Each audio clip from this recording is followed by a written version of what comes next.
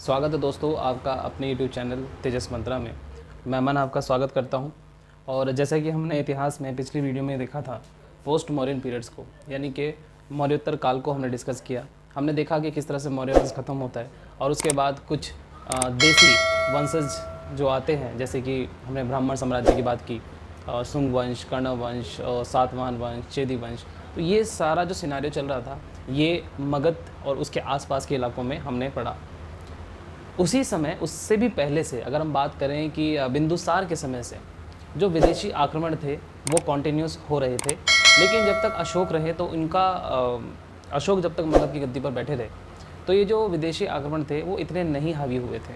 लेकिन जब अशोक की डेथ हो जाती है और बाकी जो वंश हमने पढ़े लास्ट वीडियो में वो भी एग्जिस्ट करते थे और साथ साथ में अटैक भी हुए हैं विदेशी आक्रमण, तो वही हम लोग आज डिस्कस करेंगे। हम लोग मौर्योत्तर काल को पढ़ रहे हैं, यानी कि मौर्य वंश के बाद की स्थिति। तो इससे पहले वाली वीडियो में मैं आपको बता चुका था कि जो शुंग वंश था, कर्ण वंश था, सातवाहन वंश था, ये भारत की सीमा के अंदर की बात चल रही है। आज जो हम लोग बात करेंगे ये विदेशी आक्रमण की हम लोग बात करेंगे, जिसमें हम लोग देखेंगे कि कौन कौन से ऐसे विदेशी आक्रमण हुए हैं भारत में और जो कि साथ साथ ही हुए हैं। ऐसा नहीं है कि ब्राह्मण साम्राज्य ख़त्म हो गया उसके बाद विदेशी आक्रमण, ऐसा कुछ भी नहीं है, ये पैरेलल हुए हैं एक साथ। ठीक है, तो उम्मीद करता हूँ आप ये बात समझ पाएंगे। तो सबसे पहली चीज़ आपको जो याद रखनी है, जो एग्ज़ाम की पॉइंट ऑफ व्यू से इंपॉर्टेंट है, वो मैं आपको पहले बता देता हूँ। देखिए, आपको ये पता होना चाहिए कि जो विदेशी आक्रमण है विदेशी आक्रमण जो हुए हैं भारत में उस दौरान, उस एरा में, उनका सीक्वेंस क्या था। सबसे पहले मैंने आपको बताया था हिंद यूनान इनको बोला जाता है। ठीक है, उसके बाद कौन आए, उसके बाद शकों का यहाँ पर वर्चस्व रहा। उसके बाद पहलव आए। ठीक है, इनको पार्थियंस भी बोलते हैं, पहलव, राइट। और उसके बाद हम देखते हैं तो कुषाण को हम लोग पाते हैं। किसको? कुषाण को। तो ये सीक्वेंस था, राइट, ये सीक्वेंस था इनका। अच्छा, इनको इंडो ग्रीक भी बोलते हैं। इनको क्या बोलते हैं? Indo Greek. ठीक है, इंडो ग्रीक भी इनको बोला जाता है। ठीक है, तो ठीक है। अच्छा, हिंद यूनान, उसके बाद शक, उसके बाद पहलव, उसके बाद कुषाण। ये सीक्वेंस आपको याद रखना है। पहले तो ये बात आपको बिल्कुल क्लियर कट याद रखनी है। अब हमें चारों ही पढ़ने हैं, चारों ही इंपॉर्टेंट हैं। लेकिन चारों जो वंश, चारों जो आक्रमणकारी हमें पढ़ने हैं, विदेशी आक्रमण जो हमें पढ़ने हैं, उसको हम लोग एक ही वीडियो में नहीं करेंगे। इसको हम लोग 2 पार्ट्स में करेंगे, क्योंकि एक ही वीडियो में इसको कवर अप करना थोड़ा सा कठिन है, मुश्किल है और वीडियो लेंथी हो जाता है फिर। ठीक है, तो हम सबसे पहले बात करेंगे हिंद यूनान की। आज हम लोग 2 की बात करेंगे। एक तो हिंद यूनान की बात करेंगे एंड सेकेंड इज़ हम लोग शकों की बात करेंगे। ठीक है, तो इस पर हम लोग बात करते हैं। अब देखिए, सबसे पहले मैं बात करूँगा हिंद यूनान की। किसकी बात करेंगे हम लोग? हिंद यूनान की बात करते हैं। इसको मैं रफ कर देता हूँ। चलिए, अच्छा, एक चीज़ और मैं आपको बता दूँ यहाँ पर थोड़ा सा, ताकि आपको क्लैरिटी आ जाए। ये जो विदेशी आक्रमण हुए हैं ये लगभग 250 बीसी के समय की बात मैं बता रहा हूँ आपको। शुरुआत जब से हुई है 250 बीसी। 250 बीसी का मतलब है 250 ईसा पूर्व। और इसको थोड़ा सा रिलेट करें किससे? अशोक से। अशोक का जो टर्न्योर रहा वो 261 से 232 तक रहा, यानी कि ईसा के जन्म से 232 साल पहले अशोक की मृत्यु हो चुकी थी। लेकिन ये जो आक्रमण शुरू हुए थे, ये आक्रमण शुरू हुए थे 250 ईसा पूर्व से। तो यानी कि अगर आप देखें तो लगभग बिंदुसार के टाइम की बात है, तब से ये आक्रमण होते चले आ रहे हैं। ठीक है, तो सबसे पहले हिंद यूनान के बारे में मैं आपको थोड़ा सा बता दूं। हिंद यवन भी बोलते हैं इनको, हिंद यूनान भी बोलते हैं ना, तो कंफ्यूज नहीं होना है। एक्चुअली में जब यूनानियों ने भारत की तरफ अपना रुख किया था, आए कहाँ से थे? पहले तो आप ये समझिए आए कहाँ से थे। तो अगर हम बात करें, अगर हम लोग भारत के मैप की बात करें, ये तो खैर आज का मैप है, लेकिन उस समय मैप ऐसा नहीं था, है ना, तो फिर भी हम लोग आज के परिप्रेक्ष्य में भी आपको थोड़ा सा बताता हुआ मैं चलूँगा। ठीक है, तो ये वाला जो इलाका था, ये वाला इधर का जो इलाका है, ठीक है, ये वाला, राइट, इधर आपका अरब सागर है, राइट, ये चीज़। तो ये लोग जो आए थे ना, जो भी हम लोग पढ़ रहे हैं विदेशी आक्रमण, ये इधर से आए हैं। ठीक है, इस साइड से। तो अगर हम कहें कि जो हिंद यवन थे, इनका केंद्र कहाँ था, तो आप बताएंगे मध्य एशिया। कहाँ से? मध्य एशिया। मध्य एशिया से आक्रमण ये आप देख रहे हो। ठीक है, मध्य एशिया के आक्रमण है। अब मध्य एशिया में हुआ क्या था कि जो सबसे पहले भारत पर जिन्होंने रुख किया वो हिंद यूनानी या हिंद यवन के नाम से हम लोग जानते हैं। अच्छा, अब यहाँ पर मैंने आपको एक चार्ट बना रखा है, ये चार्ट आपके लिए बहुत हेल्पफुल है। यहाँ से आपको यकीन मानिए जो चीज़ें क्लैरिटी है वो आपको यहाँ से आएगी। हिंद यवन जब हम पढ़ते हैं तो हम लोग ज़्यादातर नाम सुनते हैं डर्मेटियस का। किसका नाम सुनते हैं? डर्मेटियस का। तो पहले इसके बारे में मैं आपको बता देता हूँ। देखिए, ये जो दो पार्ट आप देख रहे हो ना, एक्चुअली में इन दोनों को ही क्या कहा जाता है? हिंद यूनानी या इंडो ग्रीक कहा जाता है। तो फिर ये दो क्यों हैं? देखिए, पहले डर्मेटियस, पहला व्यक्ति जो था यूनानी जिसने भारत पर आक्रमण किया था वो डर्मेटियस ही था, ठीक। लेकिन होता क्या है, अब इस तरीके से तो आप समझिए, थोड़ा सा मैं आपको यहाँ पे समझा देता हूँ इसको, इस जगह पर, ठीक है। देखिए, जो डर्मेटियस वंश था वो आपका लगभग आप कह सकते हैं यहाँ से आप मान सकते हैं डर्मेटियस को। सबसे पहले डर्मेटियस ने ही भारत पर आक्रमण किया था, ठीक। क्या नाम था उसका? डर्मेटियस प्रथम, यहाँ लिखा हुआ भी है। तो जब इसने आक्रमण किया, उसी के साथ साथ यहाँ पर यानी कि अफगानिस्तान वाले इलाके में, उसको हम लोग बैक्ट्रिया ही बोलते हैं। अफगानिस्तान, आज का जो अफगानिस्तान है, उस समय उसको बैक्ट्रिया कहा जाता था, बैक्ट्रिया। तो बैक्ट्रिया में ही एक और वंश जो था, पावर थी, शक्ति थी, जो आप कह सकते हो कि इसी के पैरेलल जो है डर्मेटियस जब अपनी शक्ति में थे, डर्मेटियस वंश के शासक जब अपनी शक्ति में थे, उसी दौरान जो है आपके यूक्रेटाइडस जो थे, यूक्रेटाइडस यहाँ से अपने आप को इवोक करते हैं, है ना, अपनी पावर को बढ़ाते हैं। और इनके बीच में क्या होता है? इनके बीच में होता है युद्ध। किसके बीच में? इनके बीच में होता है युद्ध। ये है आपके यूक्रेटाइडस, मैं यू से लिख रहा हूँ, और ये है आपके डी का मतलब डर्मेटियस। अब जब इनके बीच में युद्ध होता है तो ये क्या करते हैं, जो यूक्रेटाइडस होते हैं, ये इनके ऊपर हमला करते हैं। तो जहाँ जहाँ पर भारत में इन्होंने भारत की सीमा या भारत की सीमा के बाहर यहाँ तक का इलाका, क्योंकि उस समय पंजाब, जो पाकिस्तान का पंजाब है, वो भी भारत में ही आता था, तो इन्होंने जो कब्जा किया हुआ था, इन्होंने सब पर क्या कर लिया? इन्होंने सबको, ज़्यादातर पंजाब का इलाका जो है, इन्होंने अपने कब्जे में ले लिया। ये कौन थे? यूक्रेटाइडस। लेकिन इन दोनों को हम लोग क्या कहते हैं? इन दोनों को हम लोग यूनानी कहते हैं, ठीक है ना। इसलिए आपको मैंने चार्ट में लिखा हुआ है, थोड़ा समझिएगा, इसमें कन्फ्यूजन होता है अक्सर करके। अब आपको क्या क्या चीज़ें ध्यान रखनी है? डर्मेटियस वंश, देखिए हिंद यूनान की जब भी बात होगी तो डर्मेटियस वंश और उसके जस्ट बाद ही क्या आते हैं? यूक्रेटाइडस होते हैं, ठीक। इनके जस्ट बाद में यहाँ इनकी राजधानी क्या थी? इनकी राजधानी शाकल थी, सियालकोट, जो कि पाकिस्तान, पंजाब वाला, जो पंजाब पाकिस्तान वाला इलाका है, वो इन्होंने पहले जीत लिया था। इसकी राजधानी इन्होंने क्या बनाई? मैं यहाँ लिख देता हूँ इसको। इसकी राजधानी इन्होंने बनाई सियालकोट। डर्मेटियस ने अपनी राजधानी क्या बनाई? सियालकोट बनाई। इसको मैं यहाँ लिख देता हूँ, सियालकोट, ठीक है, सियालकोट, राइट, जो कि आपका पाकिस्तान में पड़ता है। क्लियर? शाकल भी बोलते थे, सियालकोट एक ही बात है। ऑप्शन में जो भी आएगा आप उसको देखेंगे। पहले मैं इस तरफ का आपको समझा देता हूँ। अच्छा, इनका जो क्षेत्र था, यानी कि जो डर्मेटियस वंश था, इनका क्षेत्र कहाँ से कहाँ तक था? देखिए, झेलम नदी आपने पढ़ी होगी जब हम ज्योग्राफी पढ़ते हैं, है ना, और जब हम लोग ये वाला इलाका पढ़ते हैं नदियों में, तो हम देखते हैं सिंधु नदी की एक सहायक नदी है झेलम नदी, राइट। तो यहाँ से झेलम नदी जाती है। तो कहाँ से कहाँ तक था इनका? झेलम नदी से मथुरा तक। अब देखिए, अब आप कहेंगे कि ये कैसे पॉसिबल है? देखिए, ये जो क्षेत्र इनका है, ये पहले तो शुरुआत तो उन्होंने यहीं से की थी, लेकिन चूंकि मैंने आपको बताया यूक्रेटाइडस ने इनके ऊपर हमला कर दिया था, तो काफ़ी इलाका इन्होंने छीन लिया था यूक्रेटाइडस वंश ने। किससे? डर्मेटियस वालों से। तो इनका क्षेत्र अगर आपसे पूछ लिया जाए तो आप क्या बताएंगे? सिंधु नदी से लेकर मथुरा तक, सिंधु नदी से लेकर मथुरा तक, यहाँ से लेकर मथुरा तक, ये जो इलाका था इधर वाला, ये इनके पास था, ठीक है। और इनकी बात करें तो इनकी राजधानी तक्षशिला थी। अब तक्षशिला भी पाकिस्तान में ही पड़ता है, आज के पाकिस्तान वाला इलाका। तो ये भी पहले कहाँ पर था? ये भी पहले इन्हीं के पास था। तक्षशिला जो था, एक्चुअली में समझिएगा इस बात को ध्यान से, बहुत कन्फ्यूजन होता है इसके अंदर समझने में, लेकिन अगर आप थोड़ा सा इसकी पकड़ को पकड़ लेंगे, है ना, तार को पकड़ लेंगे तो आप इसको समझ जाएंगे। तो देखिए, तक्षशिला के साथ साथ पंजाब का काफ़ी सारा इलाका जो था, यूक्रेटाइडस वंश के शासकों ने आपके डर्मेटियस वंश के शासकों से छीन लिया था, या कह लें जीत लिया था। तो इनका जो राजधानी थी, यूक्रेटाइडस वालों की जो राजधानी थी, वो क्या थी? तक्षशिला थी, ठीक है। इनकी क्या थी? शाकल सियालकोट हो गई। दोनों ही पाकिस्तान में पड़ते हैं आज के।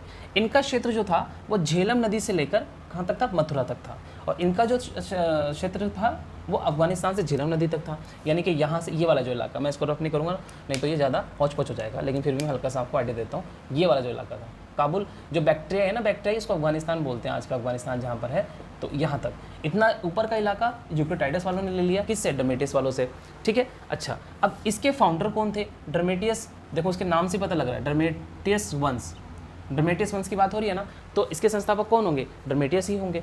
और इस यूक्रेटाइडस वंश का संस्थापक कौन है? यूक्रेटाइडस है, कोई मसला ही नहीं है इसके साथ, ठीक है। और समझते हैं, और इसमें आपको बात क्या याद रखनी है, यहाँ पर अगर आपसे पूछ लिया जाए कि पहला हिंद यूनानी शासक कौन था जिसने भारत पर आक्रमण किया था, तो आप क्या बताएंगे? डर्मेटियस प्रथम, क्योंकि मैंने बताया कि पहले तो इन्होंने ही आक्रमण किया था, लेकिन फिर इनके ऊपर आक्रमण इन्होंने कर दिया, ठीक है। और फिर जो जो इलाके इन्होंने भारत में जीते हुए थे उसको आधे से ज़्यादा जो है यूक्रेटाइडस वालों ने ले लिया, ठीक है। अब यहाँ पर आपको एक बात और याद रखनी है कि यहाँ पर आपको एक मिलेंगे शासक के रूप में, या आप कह सकते हैं सेनापति थे, वो डर्मेटियस वंश के ही उसमें माने जाते हैं। उनका नाम था मिनांडर, और मिनांडर का नाम आपने जरूर सुना होगा।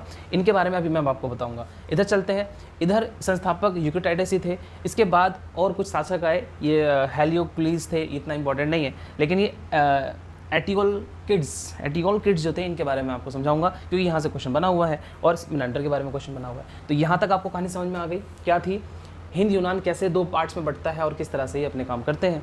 अब थोड़ा सा मैं आपको इनके बारे में और बता देता हूँ, फिर हम चलेंगे शकों के बारे में समझने के लिए, ठीक है। चलिए देखिए, अब अगर मैं आपको बताऊं कि डर्मेटियस वंश की अगर मैं बात करूं, तो डर्मेटियस वंश में है ना, डर्मेटियस ये नाम एक्चुअली यूनानी है, इसलिए थोड़े से अजीब है, लेकिन याद तो करना पड़ेगा, है ना। डर्मेटियस, ड्रामा करने वाले डर्मेटियस होते हैं, ऐसे याद कर लो इसको, है ना, डर्मेटियस। इस वंश का जो एक शासक है उसका नाम क्या था? मिनांडर। इसके बारे में थोड़ा सा समझ लीजिए, मिनांडर के बारे में क्वेश्चन बनता है।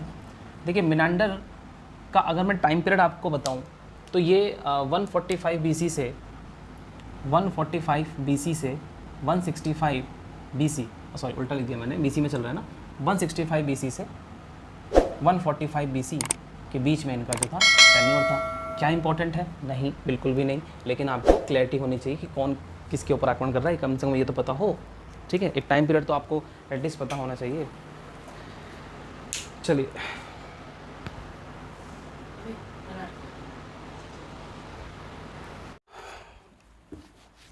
चलिए भाई, थोड़ा सा टेक्निकल प्रॉब्लम हो गया था, साउंड रिकॉर्ड नहीं हो पाया था, तो जहाँ से छोड़ा है वहीं से शुरू करते हैं। मिनांडर से यहाँ तक का चार्ट मैं आपको बता चुका था।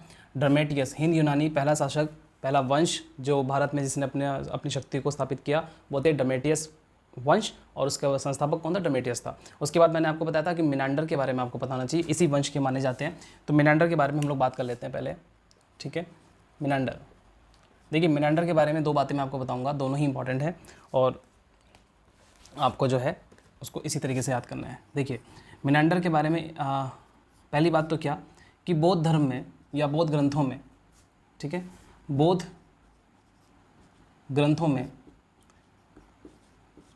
या एक बौद्ध ग्रंथों में ये क्वेश्चन आता है भाई सीधा सीधा, इन्हें मिलिंद के नाम से जाना जाता है, मिलिंद के नाम से जाना जाता है, से मिलिंद नाम से जाना जाता है।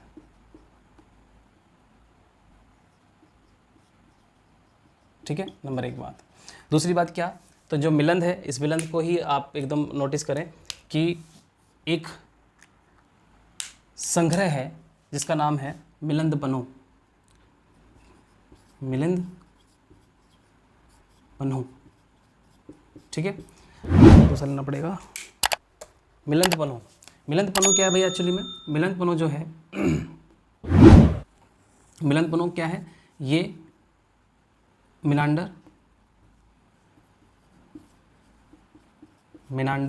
व नागसेन। अब नागसेन कौन थे? नागसेन थे बौद्ध भिक्षु। कौन थे? बौद्ध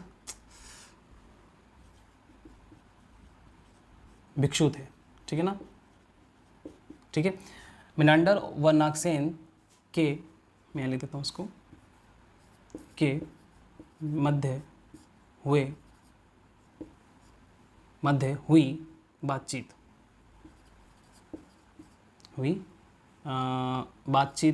कह सकते हैं, या फिर आप कह सकते हैं प्रश्नोत्तर, जो भी प्रश्न एक दूसरे से इन्होंने किए, है ना, बातचीत का संग्रह, ठीक है। तो आपसे एक क्वेश्चन कई बार पूछा गया कि मिलिंद पन्नु जो है किन दो लोगों के बीच की बात का संग्रह है या किन दो लोगों के प्रश्नोत्तर का संग्रह है, तो आप क्या बताएंगे, वो मिनांडर और नागसेन के बीच का। इसके बाद कहा जाता है कि मिनांडर ने क्या किया था, बौद्ध धर्म को अपना लिया था। ठीक है, पहली बात। दूसरी चीज़ क्या है, इनके बारे में एक बात आपको और याद रखनी है कि जो मिनांडर थे, इनको पराजित किसने किया था, पुष्यमित्र सुंग ने इन्हें पराजित किया था। ठीक है, पराजित किया था। ठीक है, ये 3 बातें मिनांडर के बारे में आपको बिल्कुल याद होनी चाहिए। और ऐसा कहा जाता है कि इन्हीं के एक हुए उत्तराधिकारी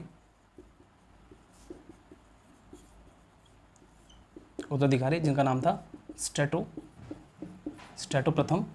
इन्होंने सिक्कों पर माता के, आप मतलब जो मदर्स होती थी, माता है ना, या माँ या माता ही की बात है, सिक्कों पर माता के चित्र अंकित किए थे।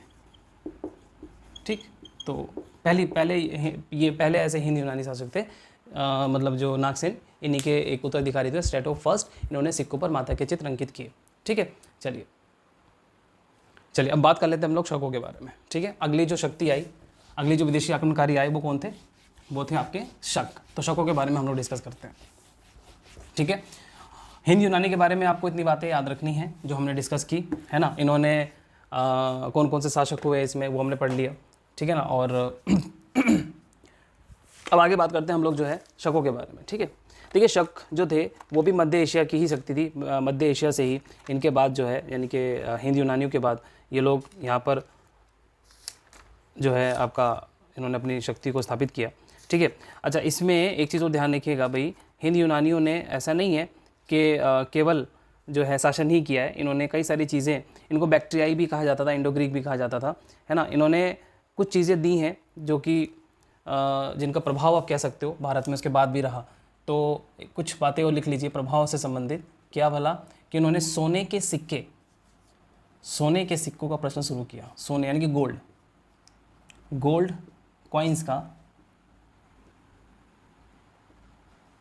कॉइन्स का प्रचलन शुरू किया इन्होंने। ठीक है, नंबर 1 बात। दूसरा, एक कला है जिसको बोलते हैं गंधार शैली आपसे अगर पूछ ले तो आप कहेंगे हिंद प्लस यूनान की मिक्स शैली थी। ठीक है, गंधार शैली की देन किसकी है, आपके हिंद यूनानियों की ही है। दूसरा, जो पर्दा होता है, पर्दा मतलब जो नाटक, जब कोई प्ले वगैरह होता है उसके स्टार्ट होने से पहले पर्दा लगा होता है ना सामने, और जब स्टार्ट हो रहा होता है तो पर्दा ऊपर की तरफ उठता है, तो पर्दा का इस्तेमाल भी इन्होंने ही दिया है। तो ये कुछ चीज़ें जो हैं, ये हिंद यूनानियों का प्रभाव जो कि हमारे देखने के लिए मिलता है नाट्य क्षेत्र में, आप कह सकते हैं नाट्य क्षेत्र में ये हिंद यूनानियों की दिमाग की उपस्थिति। चलिए, हमसे भी बहुत सारी चीज़ें लेके गए हैं, ऐसा नहीं है, हमसे भी काफ़ी सारी चीज़ें लेके गए हैं ये लोग। चलिए आगे चलते हैं हम लोग और बात करते हैं हम लोग शकों की। ठीक है, शकों की बात करते हैं। तो देखिए, शक जो थे बेसिकली कहा जाता है कि ये चरागाह थे, है ना। शक जो थे, इनके बारे में कुछ बेसिक बातें, ये एक चरागाह थे। ठीक है, कितने शाखाओं में या कबीलों में बटे हुए थे, 5 शाखाओं में बटे हुए थे। और भारत में कितनी शाखाएं थी इनकी, 2। ठीक है, भारत में कितनी थी, 2 थी। अभी जो 2 शाखाएं थी कौन कौन सी थी भाई, ये 2 शाखाएं जो थी इसको आप ऐसे याद करेंगे। एक थे आपके उत्तरी क्षत्रप कहा जाता था इनको, और एक कहे जाते थे पश्चिमी क्षत्रप इनको कहा जाता था। ठीक, जो उत्तरी थे इनको मथुरा के शक भी कहा जाता है, मथुरा के शक। ठीक है, और इनको कहा जाता था नासिक के शक और मालवा के शक। ठीक है, मालवा के शक। ठीक, अच्छा अब इसमें क्या आगे देखिए, मथुरा के शकों के बारे में आप थोड़ा सा इतना ध्यान रखिए कि जो मथुरा के शक हैं ये कोई अलग से नहीं थे, ये थे तो मालवा के क्षेत्र वाले ही। लेकिन यहाँ पर एक घटना होती है, यहाँ पर एक राजा हुए हैं, एक शासक हुए हैं विक्रमादित्य। तो 57 BC में क्या होता है कि ये लोग जो विक्रमादित्य थे ये इनके ऊपर हमला कर देते हैं, मालवा के शकों के ऊपर। तो ये यहाँ से भागकर कहाँ चले जाते हैं, मथुरा में चले जाते हैं, इसलिए इनको मथुरा के शक कहा जाता है। तो आप इसमें लिख सकते हैं इसके जो मथुरा के जो शक थे, इनके जो पहले शासक थे उनका नाम बस आप लिख लीजिए, उनका नाम क्या था, राजुल। क्या था, राजुल। ठीक है, अब एक बात जो मैंने आपको बताई वो आप यहाँ पर लिख सकते हैं, क्या बोला, 57 BC में विक्रमादित्य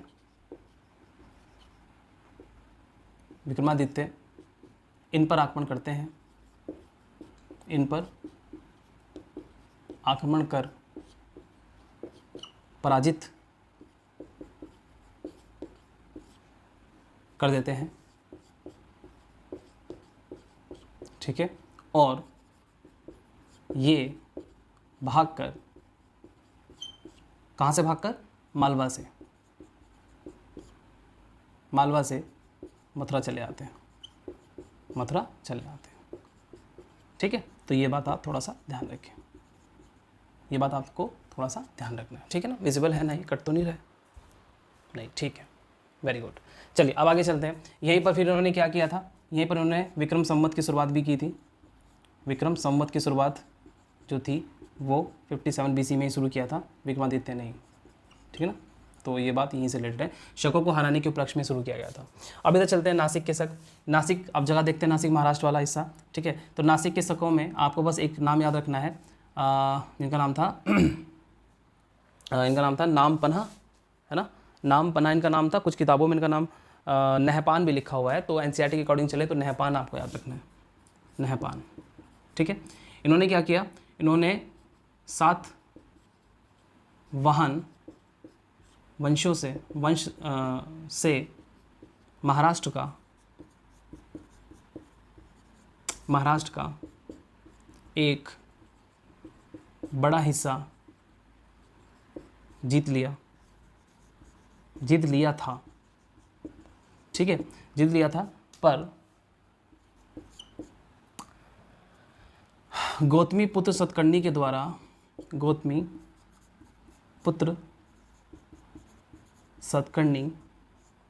द्वारा पराजय का सामना करना पड़ा। ठीक, सामना करना पड़ा। तो आपको क्या याद रखना है, इसमें क्या बात इंपॉर्टेंट है, आपको बस एक बात ध्यान रखनी है कि नहपान को किसने हराया था। तो नहपान को किसने हराया था, तो आप बताएंगे गौतमीपुत्र सतकर्णी ने हराया था। ठीक है, अब बात करते हैं मालवा के शकों के बारे में थोड़ा सा।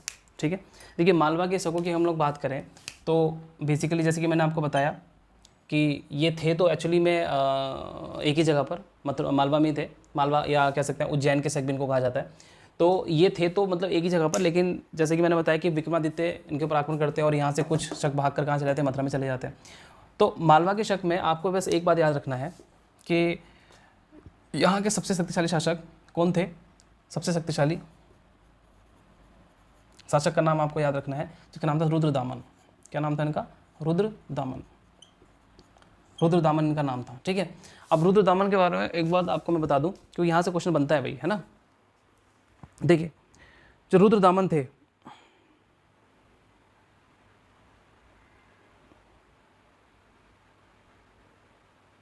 ठीक है, जो रुद्रदामन थे ये मालवा के या फिर हम कहें उज्जैनी के सबसे शक्तिशाली शासकों में से एक हुए हैं।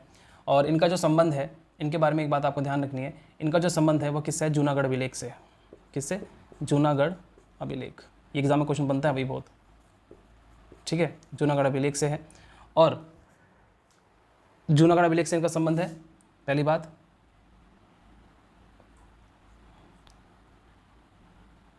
ठीक है, जूनागढ़ अभिलेख से इनका संबंध है और ये मालवा के सबसे शक्तिशाली शासकों में गिने जाते हैं। और रुद्रदामन के बारे में एक बात और आपको मैं बता दूं कि जो पुष्यमित्र सुंग थे, ठीक है, या नहीं पुष्यमित्र सुंग नहीं, हम बात करेंगे कब की भला, विक्रमादित्य का नाम आपने अभी मैंने बताया 57 BC में जिन्होंने आक्रमण किया था, किसके ऊपर, आपके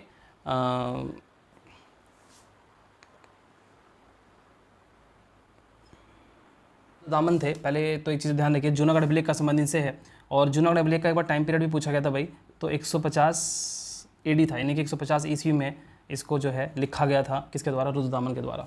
अच्छा, इसके बाद जो है इसमें इनके बाद एक शासक हुए, अंतिम शासक जिसको हम कह सकते हैं वो थे रुद्र सिंह, है ना, रुद्र सिंह, इनका नाम था रुद्रमान सिंह। कहीं पर कुछ किताबों में रुद्रमान सिंह लिखा हुआ है, किसी में रुद्र सिंह लिखा हुआ है, तो हम किसको फॉलो करें भाई, तो हमें फॉलो करना है रुद्र सिंह को ही, क्योंकि रुद्र सिंह एनसीईआरटी में दे रखा है। तो रुद्र सिंह को आपको याद रखना है। रुद्र सिंह जो थे वो इस वंश के अंतिम शासक थे। कौन थे? अंतिम शासक थे। इसके बाद क्या होता है भाई, इसके बाद जो है एक नई शक्ति जो है, एक नया वंश हमें देखने को मिलता है ना, एक नई डायनेस्टी आती है विदेशी आक्रमणकारियों की, जिसको हम लोग पहलव के नाम से जानते हैं। तो ये इतना आप इसमें से कर लीजिए, सफिशिएंट है, कोई ज़्यादा इसमें दिक्कत वाली बात है नहीं, ठीक है ना। और यहीं पर कहा जाता है कि जो है अभी हमने देखा कि जो विक्रमादित्य थे उन्होंने 57 BC में सबसे पहले जो है आपके हराया था इनको। तो रुद्रदामन को ऐसा माना जाता है कि रुद्रदामन का जो एक बार आमना सामना हुआ था विक्रमादित्य से भी हुआ था, है ना। तो इसके बारे में कोई ठोस सबूत नहीं मिले हैं, लेकिन एग्ज़ाम में आते भी नहीं इस तरह के क्वेश्चंस, है ना। बस आपको एक बात ध्यान रखनी है कि रुद्रदामन का संबंध जूनागढ़ अभिलेख से है, और रुद्रदामन का टाइम पीरियड भी अगर लिखना चाहें तो 130 से लेकर 150 इनका टाइम पीरियड है। और ये जो मालवा के या उज्जैन के जो शक थे, इस वंश में अंतिम शासक कौन हुए? रुद्र सिंह हुए, जिनको बाद में परास्त करके ये शक्ति पूरी तरह से खत्म हो जाती है और एक नए हमें वंश देखने को मिलता है, जिसको हम लोग क्या कहते हैं? पहलव बोलते हैं। तो अगली क्लास में हम लोग पहलव और कुषाण को एक साथ कंप्लीट कर लेंगे, और ये हमारा विदेशी आक्रमण का जो दौर है ये कंप्लीट हो जाएगा, ठीक है। तो उम्मीद करता हूँ आपको वीडियो पसंद आई होगी। थोड़ी टेक्निकल प्रॉब्लम थी आज, इसके लिए थोड़ा सा एडजस्ट कीजिए, कॉपरेट कीजिए, और मिलते हैं हम जल्दी अगली क्लास में, जहाँ पर हम लोग डिस्कस करेंगे शकों का बारे में, जो हमें ध्यान रखना है, जो चीज़ें हमने को नोट करनी है एग्जाम के पॉइंट ऑफ व्यू से। उम्मीद करता हूँ वीडियो आपको पसंद आया होगा, और अगर पसंद आया है तो प्लीज़ वीडियो को लाइक ज़रूर कीजिएगा, चैनल को सब्सक्राइब कर लीजिएगा अगर सब्सक्राइब नहीं किया हुआ है, और येस नोटिफिकेशन बेल को ऑन कर लीजिए, क्योंकि वीडियो जब मैं अपलोड करता हूँ तो आप लोगों तक वो नहीं पहुँचती है, उसका नोटिफिकेशन आपको नहीं आता है। रीज़न क्या है कि आपने शायद नोटिफिकेशन बेल को ऑन नहीं किया है, तो प्लीज़ उसको आप कर लीजिए। मिलते हैं इतिहास की अगली किसी शानदार वीडियो के साथ, जिसमें हम लोग इसके आगे की कहानी को डिस्कस करेंगे और अपने इस दौर को, अपने इस सीरीज़ को पूरा करेंगे। और जल्द ही मैं इसकी जो है आपकी क्वेश्चन की सीरीज़ भी, इस पर काम चल रहा है, बहुत जल्द आपके सामने वो भी आ जाएगी। तो ठीक है, मिलते हैं हम अगली क्लास में। तब तक के लिए अपना ध्यान रखिए, पढ़ते रहिए, और यस चैनल के साथ जुड़े रहिए। Thank you so much.